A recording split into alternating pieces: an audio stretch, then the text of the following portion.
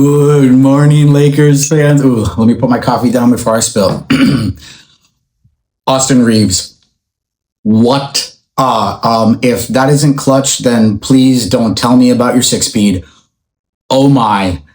AR-15 coming through for the win. Look, they had a great first quarter, second quarter. The third quarter was decent. The fourth quarter, they just absolutely fell apart. But oh man, dude, you saved me with that last shot. I was wearing my Minneapolis gear the whole time. You're about to make me feel like such a putz. Whew. Man, what an absolute finish. Amazing play call, amazing execution on everybody on the court. It was so phenomenal to watch the last 6.6 of that game. Austin finished the game 28 and 16 assists, tying his career high. At the end of the game, Coach J.J. Redick was quoted as saying, Austin Reeves has established himself as a bad dude, and this guy is bad. Bad like a shut your mouth. Exactly.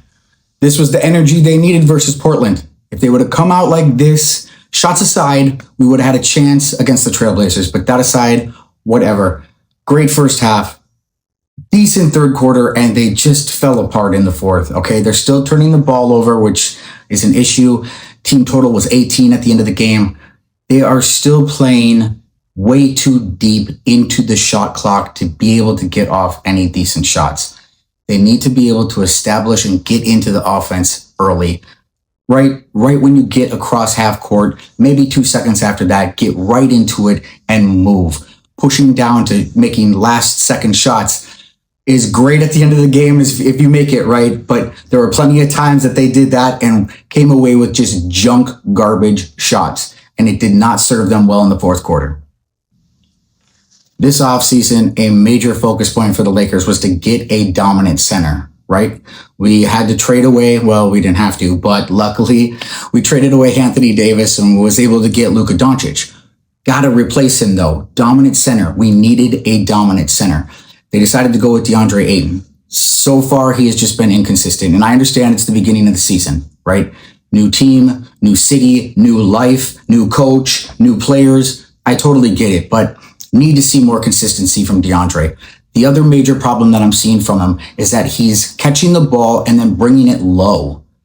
The minute he gets the ball and brings it low, the guards will go after it immediately. And that's what's getting him all caught up.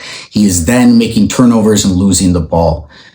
If you are a big, you gotta stay up here with the ball. That way you can move, pass, shoot, do all the stuff that you need to do next to the rim. And after your shot, your hands are already up here to get the rebound. Very important for anyone. I noticed in Julius Randle's last drive, as he went in to put the T-Wolves up by 1 before the end of the game, DeAndre Ayton was the furthest away from the rim. I don't care if Rudy Gobert is out at the 3-point line. What's he going to do out there? Shoot? Don't worry about that. Get in the lane and clog it up.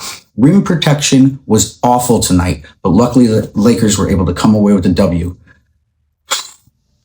On that Julius Randle drive, I gotta say, I absolutely adore when players will make a play like that and then start barking at the crowd, right? I get it. He's on his home court. That's his home fans. You got to do it. You got to get them hyped. You got to flex a little bit. But it is so amazing to watch the other team do stuff like that, make such a big spectacle of it just to lose the game to Austin Reeves in the last 6.6. Just amazing.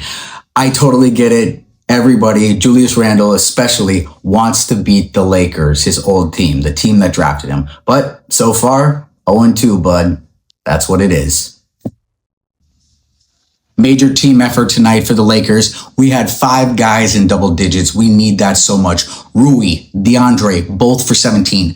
Jake LaRavia, the rookie, for 27. Austin Reeves for 28, the last 2, the most important. And of course, Dalton Connect went hard tonight. I loved watching him. Only 15 points, but everything that he did had purpose. He played confidently. That's the type of Dalton Connect we need out there. He needs to be that 4th, 5th option, and you need that type of confidence in the NBA to succeed. The NBA Cup starts Friday versus Memphis, and the court looks seriously dope. Let's hope that this team on Halloween can come out with more treats than tricks. You know what? I might even go as AR-15 this year as the farmer's tan man. Anyways, it's going to be a really fun game. Excited for this NBA Cup. I really like this at the beginning of the season. Gets us all excited to get into it. Absolutely love it. Don't forget to like this video and subscribe to the channel at Lakers Live Broadcast. And you can also follow us at Lakers Live Broadcast on Instagram. Thank you guys so much for watching. And as always, go Lakers.